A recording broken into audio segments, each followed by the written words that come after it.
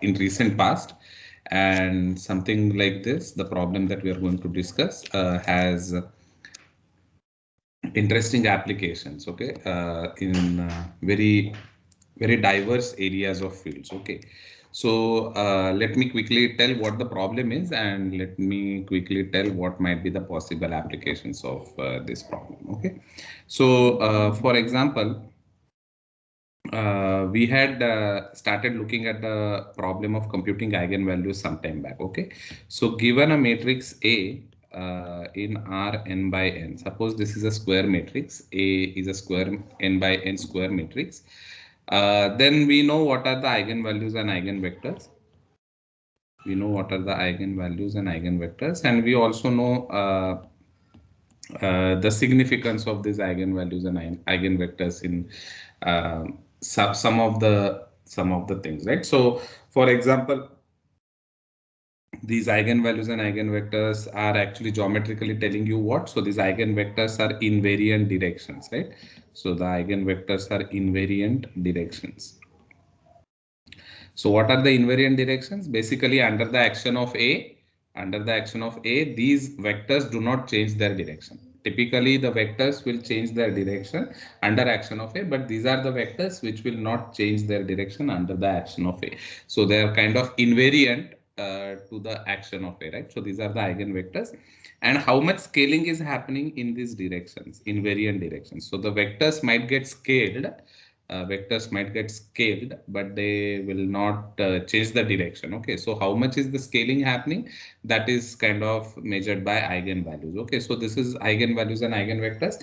And one of the interesting example of these eigenvalues and eigenvectors that we had seen was that in a Markov chain, I hope you remember this when we were talking of eigenvalues and eigenvectors. In a Markov chain, with finite states, right? Markov chain with finite states.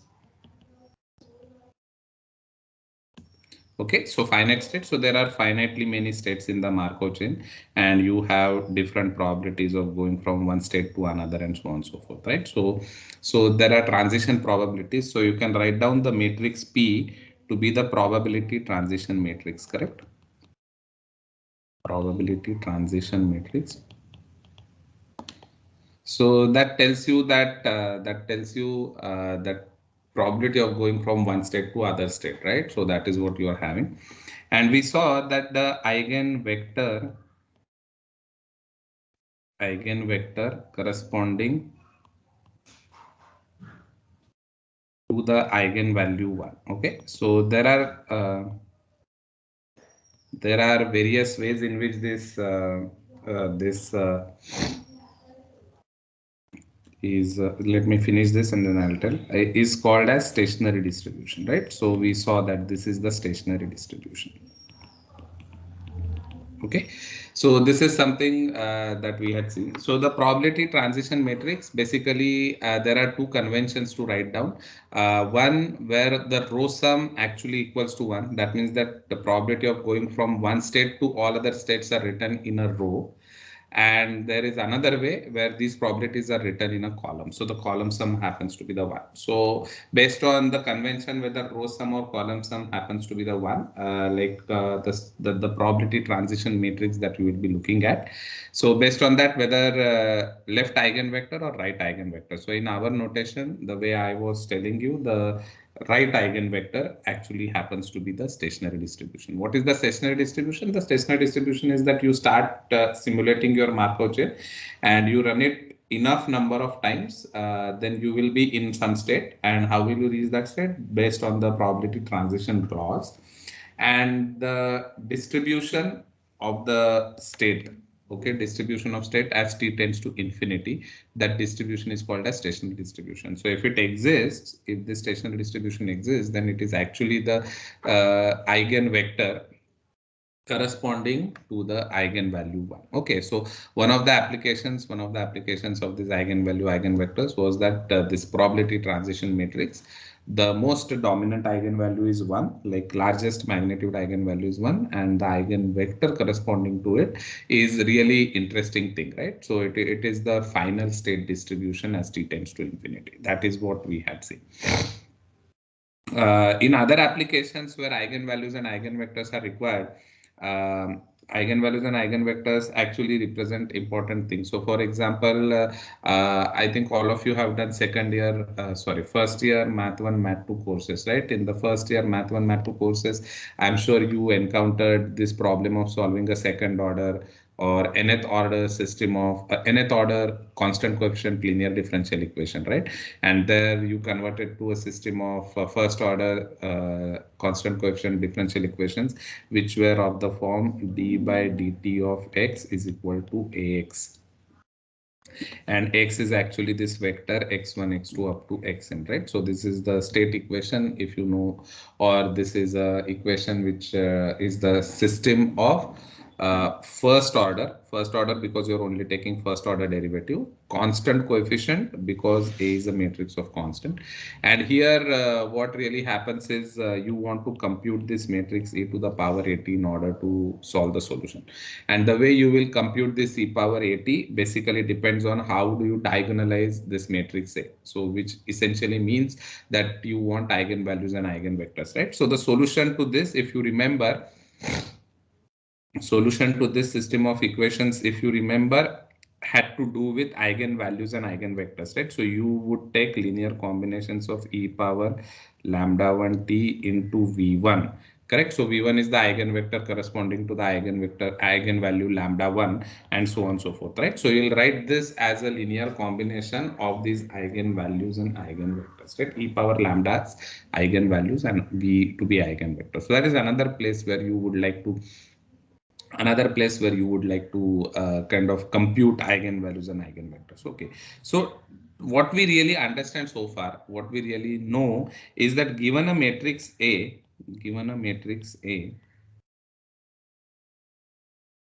compute its eigenvalues and corresponding eigenvectors, right? Compute its eigenvalues and corresponding eigenvectors. So this is the problem that we want to solve, right? Typically, this is the problem that you always have seen people have solved this problem. And we also saw that this problem is computationally very challenging, possibly because in order to compute eigenvalues, you want to compute the roots of characteristic polynomial, compute the roots of characteristic polynomial, and beyond degree 5 there does not exist a closed form solution. So basically what you do in order to compute this, so what you really do to compute eigenvalues and eigenvectors is kind of beyond the scope of this course, but people use an algorithm which is called as QR algorithm. Okay, it is not to be confused with the QR decomposition that we have done in the class. This is called as QR algorithm. It's an iterative process. Okay, this is an iterative process. So this process actually in one shot gives all the eigenvalues and then you can compute corresponding eigenvectors. Okay, so this is a slight modification. Or there is another method, Krylov subspace method. Okay, so these are the terms. These are the terms that you would at least remember. So if somebody like starts talking about these things, you will know what they're talking about, right? So these are the terms, and if you are interested, like really keen to know these type of things, how these algorithms really work, what is the working principle behind this, how fast is the conversions, and why these things really happen, then you can read a amazing book by David Watkins. Okay, Fundamentals of Matrix Computations. Okay, so this is a very wonderful textbook or a book written by Golub. So these are the books which are really very good, and these are the books which really do justice to understanding these algorithms. And at IIT KJP, if you want to learn these things, then there is a course called as Numerical Linear Algebra, Computational Linear Algebra. So this is the course that will be offered in the next semester. I'll be teaching that course. So anybody interested in doing more things like this can register for this course. Okay, computational linear algebra. So there, all these type of algorithms will be discussed even in greater details. Okay, so these are the things that we had discussed previously. Now the interesting question that I want to ask. So here, what was the question? The question is, so matrix A is given. A is a matrix in Rn by n, and you want to compute eigenvalues and its eigenvectors, right? Okay, so this is the direct question. This is the question that we have asked. Now the question that we want to ask, is the kind of inverse question of this. What is it? So I'll be giving you, given a set of numbers.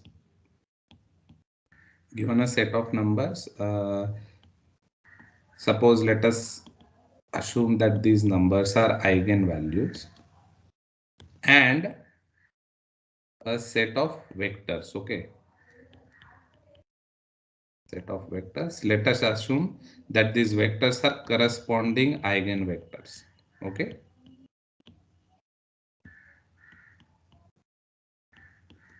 So the question is, construct a matrix A such that this matrix has these numbers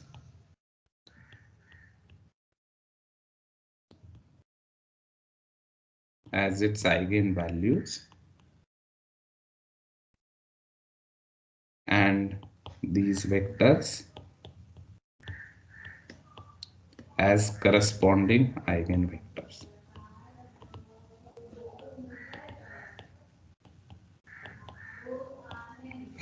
So is the problem clear? Now the question that I'm asking is exactly inverse. So initially what did we do? Initially we said that we are given a matrix A, compute eigenvalues and eigenvectors. Now the question I'm asking is that I am giving you certain numbers and corresponding vectors. Assume that these are the eigenvalues and eigenvectors of a certain matrix A. Can you construct that matrix A? So is the question clear? What is the question I'm asking? So this type of problem is called as inverse eigenvalue problem. Okay.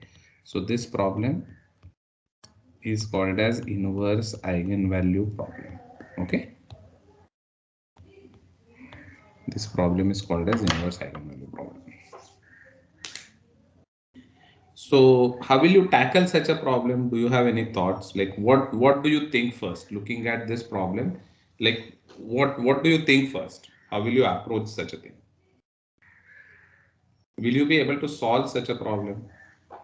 Do you have any thoughts?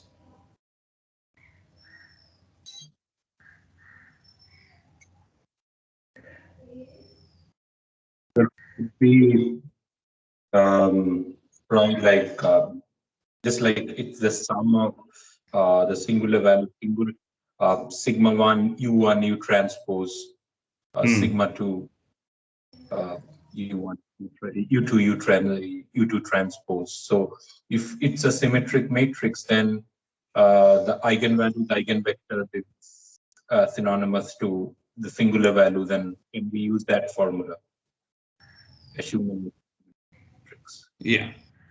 Okay, so that's what you're saying, but it is a special case, right? I may not have such a liberty, but okay, what you're saying I can understand. So that is at least a start. But the spectral decomposition theorem says that symmetric matrix will have real eigenvalues, and furthermore, eigenvectors will be orthogonal. So we are not given these conditions here, right? In general, for a real matrix, eigenvalues may come in pairs of complex conjugates, right? Because that's how the roots of a polynomial with real coefficients come. So you may have self-conjugating numbers, they are complex numbers like plus minus I, for example. Then you cannot construct a symmetric matrix, come what may, because symmetric matrix will never have imaginary eigenvalues, right? So what you are saying makes sense. provided that you have all those conditions met. But okay, at least that's a good start. Okay, so any other thing that you might think of? Sir, using the diagonalization reverse. So that's what kind of Kaushik also suggested. So diagonalization reverse. So what will you do? So we are given the T matrix, that is the eigenvector. So and we know the eigenvalue, so you can form a diagonal matrix from the eigenvalues. Hmm, And right, we to T delta T inverse. correct. So if eigenvectors, so the matrix whose inverse you are taking is basically the matrix of eigenvectors, right? So if the eigenvectors are linearly independent, if that is the case, then you can definitely do it. But if eigenvectors are not linearly independent, then possibly you cannot follow that method. Do you understand, Somnath? Yes, sir. Yes. Yeah, so you are also right in the sense that if I have given n distinct eigenvalues, then obviously corresponding eigenvectors have to be independent because distinct eigenvalues will always have independent eigenvectors. Then n eigenvalues are given to me, n eigenvectors which are linearly independent are given to me. I will construct this V transpose dV, right? That's what I'll construct, and whatever that is, that will be my matrix A. Okay, so that is correct. So this is another way of constructing matrix A, given that these conditions are satisfied. But in general, what happens is that even if you have a matrix A, which will have n eigenvalues, eigenvectors, I may not even have total number of eigenvalues and eigenvectors given to me. Like I might be only given two eigenvalues and corresponding eigenvectors, and I say, can you construct a matrix of size 10 by 10, which will have these two as its eigenvalues and eigenvectors. So there might be other 8 eigenvalues and corresponding possible eigenvectors, which we don't really care about what they are. But these two eigenvalues and eigenvectors need to be matched. Okay, that is something that might be of interest. So I'll tell you why such a thing also might be of interest. But if that is the case, then what will we do? Okay, that's the question. Even in the case where all eigenvalues and all eigenvectors are given to you, do you think there will exist only one matrix which will have that set of eigenvalues, eigenvectors, or there might be possibly more than one matrix which will have this? What do you think? Will there be a unique solution to this problem?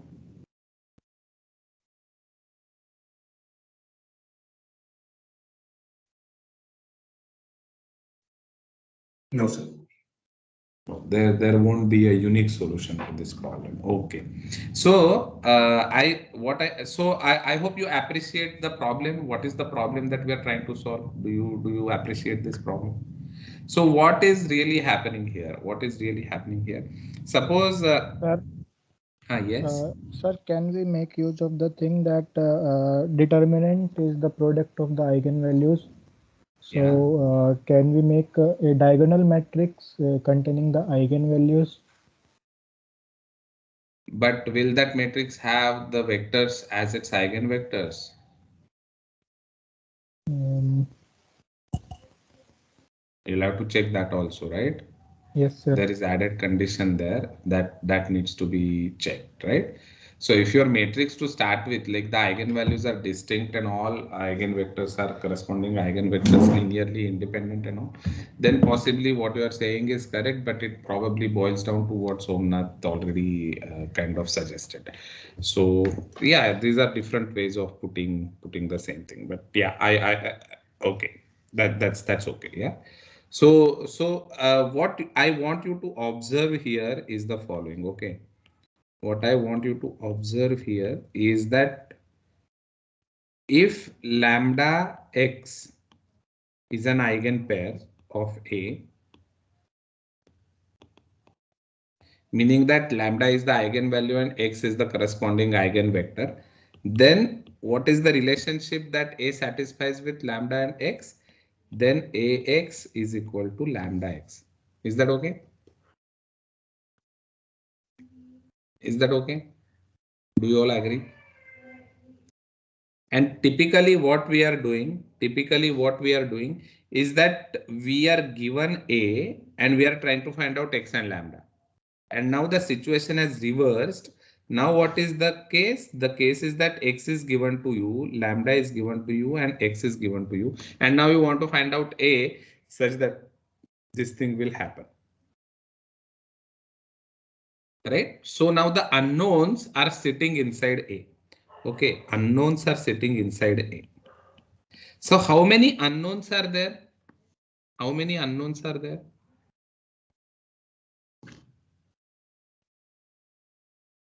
How many unknown variables are there? N square. N square. The unknown variables are n square, right? Unknown variables are n square. Correct. What are those n square unknown variables? They are essentially entries in the matrix A.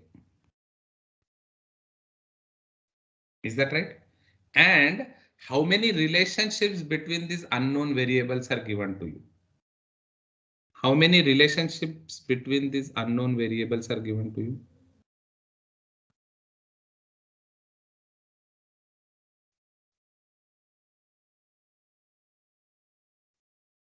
N. Correct. There are n relationships. So if m pairs, so what you said, Kshitij, is correct. I am slightly modifying it further.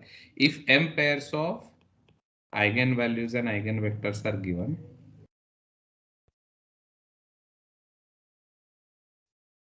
if m pairs of eigenvalues and eigenvectors are given, where m can be less than or equal, where m can be any number 1 less than or equal to m less than or equal to n. So like Kshitij said, if n eigenvalues and corresponding eigenvectors are given, then you have n relationships, right? Then we have m number of relationships. M number of relationships.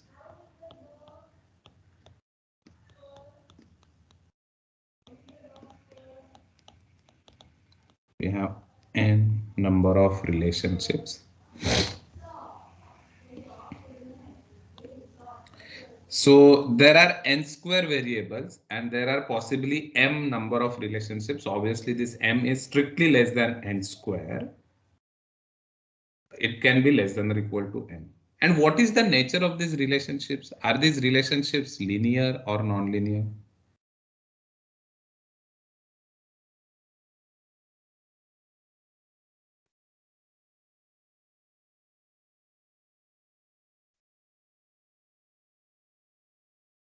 Kshitij, are you saying something? I cannot hear you. Sir, like relationships, as in you mean like So equations these in unknowns, right? relationships, yeah, basically relationships are, you are absolutely right, they are equations in unknowns, right? Relationships meaning they are equation in unknowns. So what is the relationship? Relationship means that you have equations in unknowns. And now the next question is, are these equations or are these relationships linear or non-linear? What do you think? So they are all linear equations. They are all linear equations. Okay, so the relationships or these equations that we are calling are linear. Do you all agree with these three facts? If anybody has a problem with these three things, then we'll go one by one to understand these things again. But are these things okay? All the 3 points that we have written here. Any doubt about these three things? Sir, could you explain point 3 again? Point 3, relationships are linear. So what is given to you? These green arrows, they are the given things. So x is given to you, lambda is given to you, x is given to you, right? So x, lambda x, so x is a vector, lambda x is a vector, and A is a matrix. The matrix has unknowns in it. So how do the unknowns are related? So let us take a simple example. Okay, let us take a simple example. So let 2 and minus 1 1 are given. Okay, be given. Okay, so let this is the eigenpair that is given to us. This is lambda, this is x, this is be given. And what do we want to do? We want to compute A in R2 by 2 such that A has this 2 and minus 1 1 as its eigenpair. Okay. So what does the eigenvalue eigenvector relationship tell us? Eigenvalue eigenvector relationship. So the eigenvalue eigenvector relationship. So this is the relationship that we are talking of, right? So this relationships that we are talking of here, that is eigenvalue eigenvector relationship. What does that imply? That implies that Ax is equal to lambda x. Okay. A is an unknown matrix. So let me call A11, A12, A21, A22. Okay. So let me have this. Then x1, x2 is minus 1, 1 is equal to lambda times this. So I have minus 2, 2. Correct. So this is what I have. So what are the unknowns here? Unknowns are A11, A12, A21, A22, n square number of unknowns, which is nothing but 4. And those 4 unknowns you want to find out from how many equations? There are 2 equations here. Both these equations you agree are linear because what are the equations? Equations are A11 minus A11 plus A12 is equal to minus 2. And A21 minus A21 plus A22 is equal to 2. So if I were to write down these equations as a system of linear equation, can I write them down? Of course, I can write them down. So what can I write down? So I have minus 1, minus 1, minus 1, minus 1.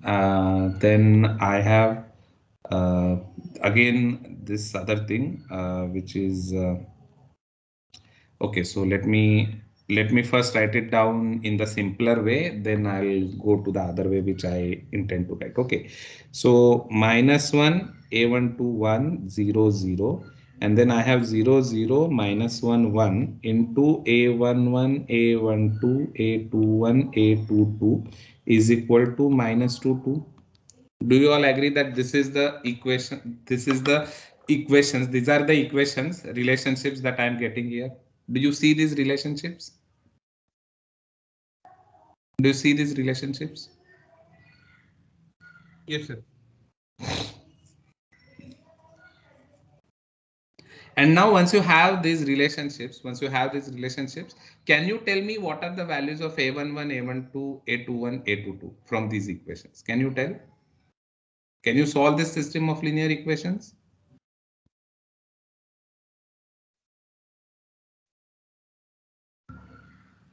What is the type of system of linear equations is this? Is this an overdetermined, underdetermined? Definitely not square. So, Ashraf, is this point clear? Or underdetermined. Yes, sir. Yeah, okay. So you see how the system of linear equations is really coming. So inverse eigenvalue problem that you are seeing here, that if I give you eigenvalues and corresponding eigenvectors, and I ask you to compute matrix A, that problem basically looks like a problem of solving system of linear equations. And as Punit is correctly saying, it is basically an underdetermined system of linear equations. What is the underdetermined system of linear equations? It is a system of linear equations where you have less number of equations than unknowns. So like, what can you say about solution to this system of linear equation? The not unique solution. Not unique solution if a solution exists. If there is no solution, then also there is a possibility, right, that the solution may not exist at all. Yes, sir. Isn't it? Yeah. So the solution, if it exists, then there'll be infinitely many solutions because it is underdetermined. There is a non-trivial null space to this particular matrix. So if you find out a particular solution, then you just add all vectors in the null space. It will still continue to be the solution, right? So if a solution exists, there'll be infinitely many solutions. But if there does not exist a solution, then there does not exist a solution, right? So in this particular case, simple example, just by observation, can you tell me what might be the values of A11, A12, A21, A22?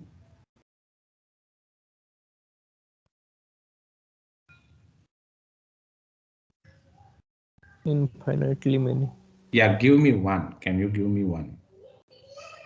1 minus 1, 1 minus 1 minus 1, 1 minus 1. Correct. So if you do 1 minus 1, 1 minus 1, then what is the matrix? 1 minus 1, 1 minus 1. So this is the answer. This is the answer that I'm getting. 1 minus 1, 1 minus 1. Is that right? That's what you meant? Somnath, that's the answer? 1. Yes, sir. Yeah, this is one of the answers. How will you find out other answers?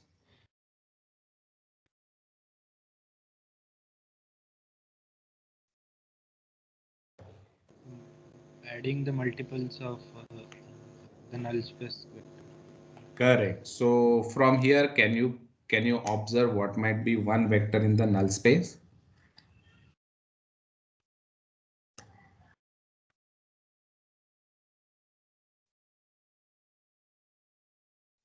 So the identity matrix. Okay. So this is what you will do, right? So this is the solution. This is one particular solution. And now can you quickly backtrack and check whether this is really going to happen? Sir, isn't it 1 minus 1 minus 1 1? Yeah, probably you are right. 1 minus 1 and a2 minus 1. Yeah. So 1 minus 1 minus 1 1. Do you get minus 2 and 2 by doing this? Yes, sir. Yeah. Okay, fine. So this is the answer, right? So you understand how the problem of this inverse eigenvalue problem really comes into the picture. Now you will say, why are you solving inverse eigenvalue problem? Okay. So why Sir, inverse eigen? sir, the number of equations should be mn. Is the second point that you have pointed out. The number of Yeah, sorry, you relationships. are right. M number of relationships, meaning equations will be mn. You are right. Mn number of equations. You are absolutely right. Thanks. So that's absolutely right. Yeah. M. So I was thinking. Yeah, you are right. I wrote M because I was thinking M eigenvalues, eigenvectors are given, but the number of equations, if you strictly speak, the relationships, you are absolutely right. Mn number of equations will be there. So this mn will be typically less than n square. Okay, that's what will happen. So in general, how can you write this particular problem? In general, how can you write this particular problem down? You can see you can use something which is called as Kronecker product of matrices. Okay, so this system of linear equations that you have written here in a 2 by 2 simple case, you could see it's very easy to write down. But in general, this may not be very easy to write down. Okay, in general, it may not be easy to write down. And if that really turns out to be the way, then you should have a very nice compact notation, to write these system of equations down. Okay, so that is something that is really very important. Okay, so that's what we are going to do. So this system of equations I can rewrite in this form also: a11, a21, a12, a22 into uh, into this vector x. I'll just write down now, is equal to, or maybe what was this, minus 1 1 is minus 2. Okay, this is the equation that I have, and if you agree, this I can write down as minus 1 1 0 0 minus 1 1 0 0, and then instead of writing a11 a12, I will write column wise: a11 a21. Is this correct? You just tell me. Okay, if I want to write this vector as like first this column that I will put here, and next this column that I'll put here, then what will be the coefficient matrix here? What will be the coefficient matrix here?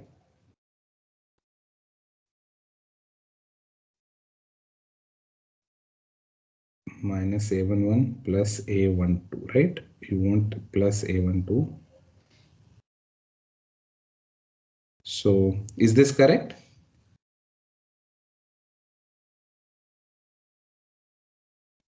The first row, third entry. Third is not matching, right? And then A21, that's not matching. Okay, so I'll see how to construct this matrix. Okay, so this matrix that I want to construct here, I'll see how I construct this matrix. Okay, so this is a simple example. So just looking at it, can you tell me how to construct this matrix? Just look at these equations and you tell me what will be the coefficient matrix coming out here.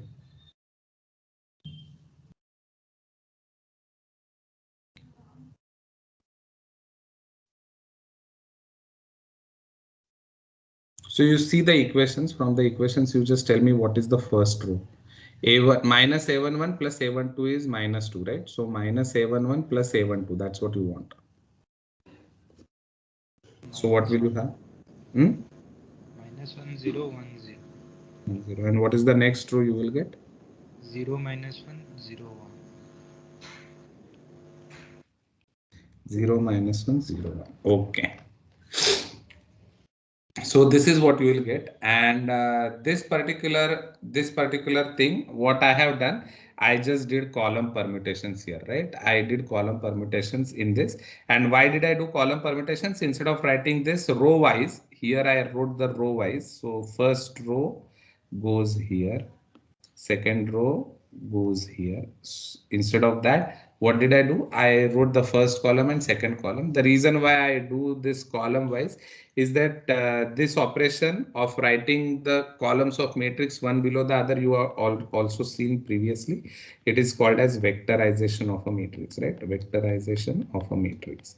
So what am I doing? The matrix of unknown, I am vectorizing, converting it into a vector of length n square, and then I'm trying to solve this system of underdetermined system of linear equations, right? So this is something that is really very important. So you will typically get underdetermined at most square, right? When will you get square? You will get square when you will have all the n pairs of eigenvalues and corresponding eigenvectors are given to you. Then you will have a square system, right? So observation, what is the observation? Observation is that in general,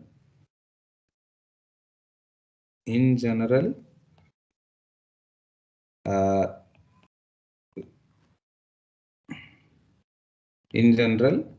solving the inverse eigenvalue problem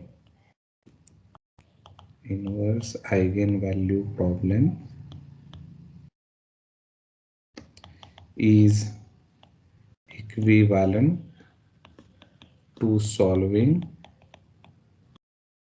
an underdetermined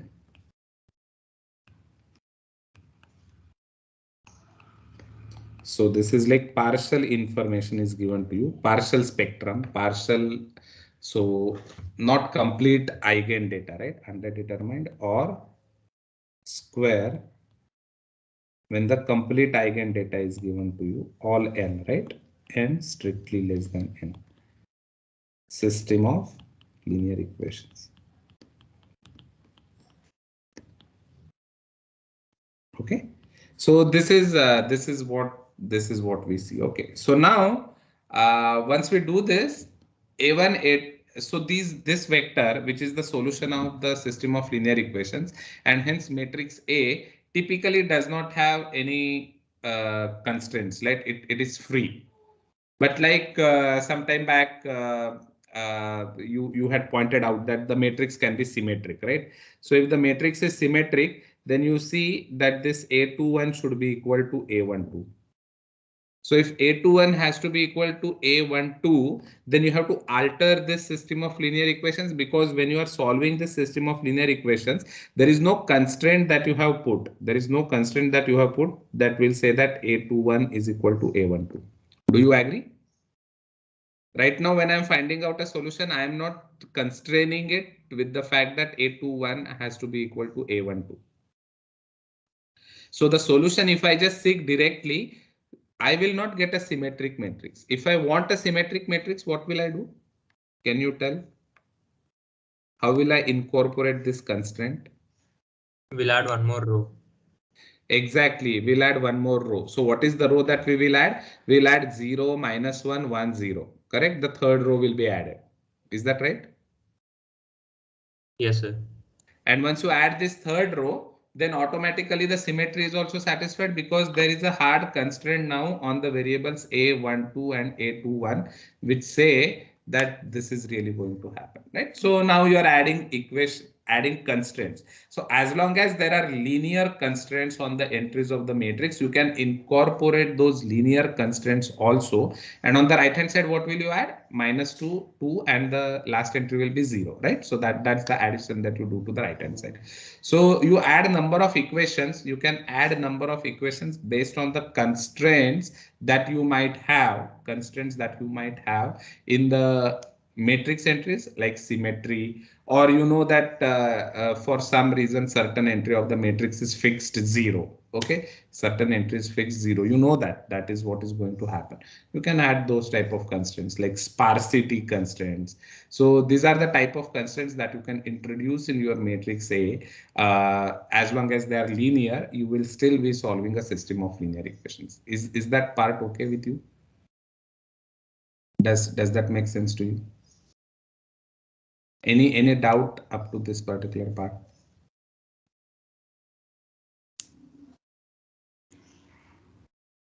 Okay, so one of the interesting things that this problem actually relates to is we'll go back to this. Okay, so what we will look at, sorry, this, yeah. So this is the Markov chain interpretation. Okay, so the Markov chain interpretation of eigenvalues, eigenvectors, let us recall. And what we really have is P is a probability transition matrix. So the probability transition matrix interpretation is that column sum is 1, okay, for us. So I have a probability transition matrix, and then X in Rn is such. So there are n states, okay, n states. So this probability transition matrix is n by n matrix, and X is in Rn such that Px is equal to X. Okay, so X is a stationary distribution.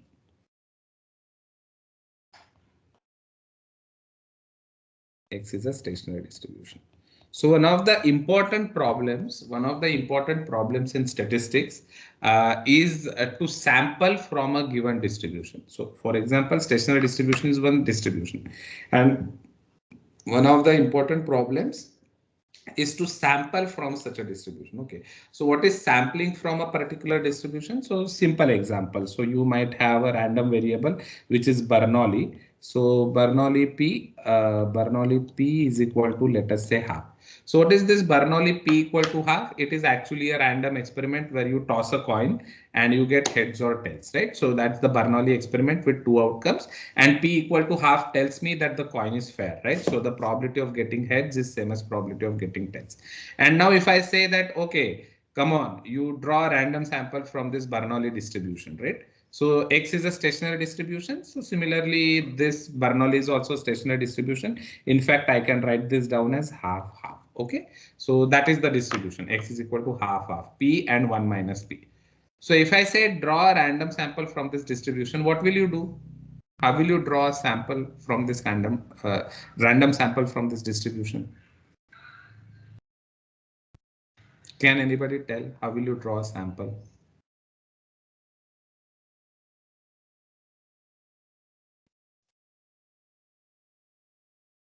What will you do?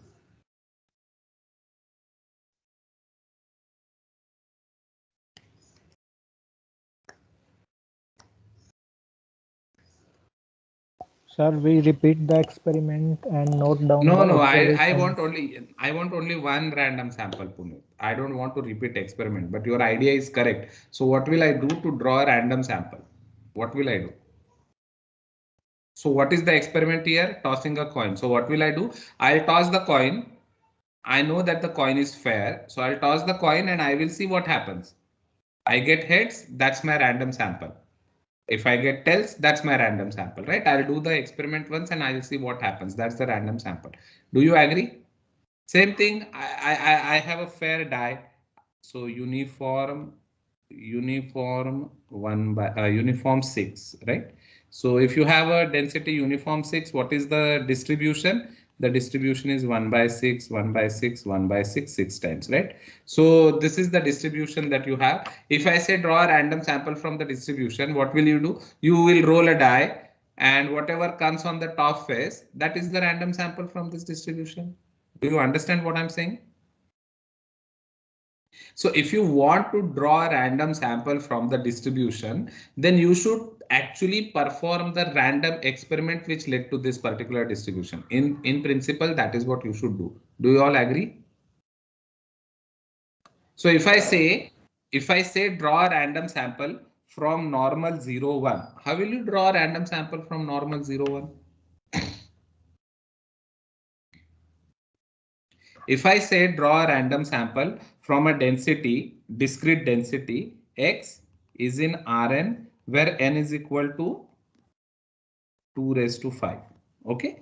So n is equal to 2 raised to 5. This 2 raised to 5 is 32. So this vector has 32 entries. All the entries are non-negative and they all are summing up to 1. That's the vector x that you have, right? So like here half, half, or 1 by 6, 1 by 6, 1 by 6. It can have any entries, right? It can have any entries, and sum has to be equal to 1. That's all. So if I say draw a random sample from these distributions, what will you do? We really do not know the experiments, random experiments. Really, it will be really difficult to perform those random experiments even if you know to compute these to compute one random sample. Do you understand?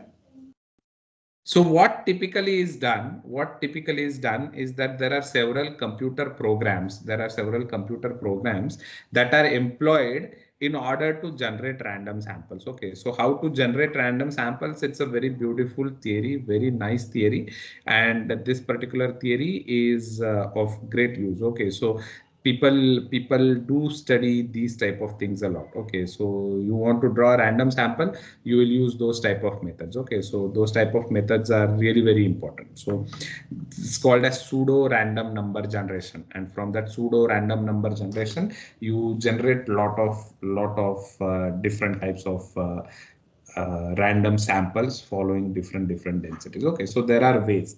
One such way is to construct this matrix P. Let us say, for example, if you have a distribution which is of this type, if you have a discrete distribution, then one such way is to construct this matrix P. Once you have the matrix P, what it really means is that you have a Markov chain in place, right? You have a Markov chain in place. And once you have a Markov chain in place, then with that Markov chain, what do? You simulate the Markov chain enough number of times. Then what you will have, you will approach this stationary distribution, right? And this stationary distribution to which you approach to. So if you keep on simulating the Markov chain enough number of times, eventually you will be drawing a sample from this probability density X. Okay, so this is called as random sample being drawn by a method of Markov chain. Okay, so this is a very basic thing that I'm trying to explain here. But if you put more advanced stuff to this, these type of techniques give rise to methods which are called as Monte Carlo Markov chain. Okay, so the Markov chain in that Monte Carlo Markov chain comes because you are constructing a Markov chain. So here you are constructing the Markov chain by constructing the probability transition matrix P. And what is Monte Carlo? Monte Carlo is you are repeating this experiment of drawing sample repeatedly. So that's why it's like Monte Carlo Markov chain. Okay, so this is something that is really very important. So if you are able to construct matrix P, then you are able to construct the Markov chain. And once you construct the Markov chain, you simulate the Markov chain, and it has been observed that simulating Markov chain is much more easier than using these computer programs, inbuilt computer programs to draw random samples, especially from the distributions which are not very standard, like the ones which I have listed here. Okay, so this problem you will ask why you want to draw samples from this type of things. So these type of problems actually arise in Bayesian statistics or Bayesian inference, where you want to draw a random sample from the posterior density, and the form of posterior density is typically not known clearly to you. It is product of likelihood into prior. Okay, it's proportional. So these are type of places, these are the type of applications where you do not have you do not have good sampling technique available, so you want to simulate a Markov chain, right? So this Metropolis Hastings algorithm and these type of algorithms that you might hear, they all are some type of Markov chains. They construct the Markov chain. So essentially they are trying to find out the probability transition matrix P. And in our understanding, what is the meaning of finding out the probability transition matrix P? What it really means is that lambda is equal to 1. That is the eigenvalue that is given to me. X is an eigenvector. That is what is given to me. I want to find out P such that Px is equal to lambda x. So what am I really going to do? I am going to construct a system of underdetermined linear equations, and I am going to find out P such that Px is equal to x. But is that all? Or there are any other constraints that we need to incorporate here? So we should add one more row. Correct, not one more row. In fact, we should add n more rows. What are those n more rows? That the transition probability column sum is actually equal to 1. All the probabilities actually sum up to 1, right? So probability of going out from state I to all other states from 1 to I, those probabilities should add up to 1, right? So that's what we are really saying. So in our notation, the column sum should be equal to 1. But is that all? Is that all, or there is something else that we need to add? Sir, even row sum should be equal to 1. So that is doubly stochastic metric. We don't really bother about whether it is a doubly stochastic or not. Okay, so we just are worried about it being a stochastic metric or not. So that is done. And like, can entries in P be negative?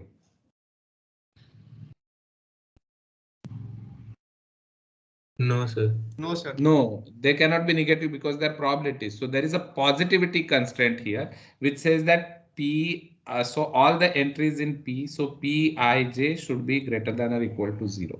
So now this problem becomes little different. What is the difference? The difference is that you are trying to find out the matrix P, which is inverse eigenvalue problem, but you have this additional constraint that all the entries in Pij should be greater than equal to 0. So to speak, you are kind of looking only for the non-negative solution of this particular problem. Okay, so how to solve these type of problems? So this is basically inverse eigenvalue problem with this non-negativity constraint. So it almost becomes like a linear programming problem, right? So you have solved linear programming problems where there are equality constraints. So those equality constraints are coming from the Px is equal to x, and there are non-equality constraints. So the non-equality constraints are the constraints of the type Pij greater than or equal to 0, right? So you solve these type of problems using algorithms for linear programming problem, but essentially this is an inverse eigenvalue problem. Okay,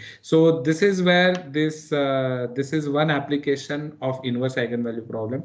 There are another applications of inverse eigenvalue problems in control literature. So for example, in vibration control, this inverse eigenvalue problem is really very important, and like vibrating structures like bridges, airplane wings, and like your house, it will vibrate because of the forces in earthquake and so on and so forth. These are the type of places where this vibration needs to be reduced using certain type of controllers. So how to design those controllers, those type of problems actually are solved by posing those problems as inverse eigenvalue problems. Okay, so this is a very interesting area of research. So computing eigenvalues, eigenvectors is one thing, but the inverse, so specifically I talked about this Markov chain and all these things because this is something that may be close to many of you, because you might use Bayesian inference or Bayesian techniques to do certain things, and eventually you want to give a like point estimate. So the point estimate is being given by the random sample that you draw, and how to draw a random sample from that posterior density is something that is really very difficult, and these type of methods are actually very useful. So some interesting literature about these things you can find out by there is a book called Inverse Eigenvalue Problems by this person MT Chu. So this is a whole book which talks about these type of problems, inverse eigenvalue problems. Then again, Stephen Boyd has some papers. I think one of the papers was in Siam Review. Okay, Stephen Boyd's paper in Siam Review. It's a wonderful paper and it talks about very interesting things about this problem, especially with respect to these Markov chains. Even in graph algorithms, what is the meaning of these things? So some of that discussion is actually done by Stephen Boyd. But this is the area inverse eigenvalue problem and its application. Some really very interesting, very important applications actually are coming out. So recently there was some work that our group also did on this inverse eigenvalue problems and applications to link prediction or something. Some type of graphs are really very important. Okay, so this is something that is a very interesting problem. Another linear algebra inspired problem you can call, which has applications, and people are working in these type of areas also. Like yesterday I told you about these low rank approximations. This is another area, possibly active area of research, where people are actually working and trying to come up with better algorithms to solve these systems and understand the solutions and interpret them in different areas of applications. Okay, so this is what I wanted to talk about inverse eigenvalue problem and applications of inverse eigenvalue problem. Okay, so this is what I had in mind. Do you like anybody wants to add something to this already? Like you have worked in this problem already and want to add something, add your experiences, or any places where you had seen these type of problems I might have missed telling.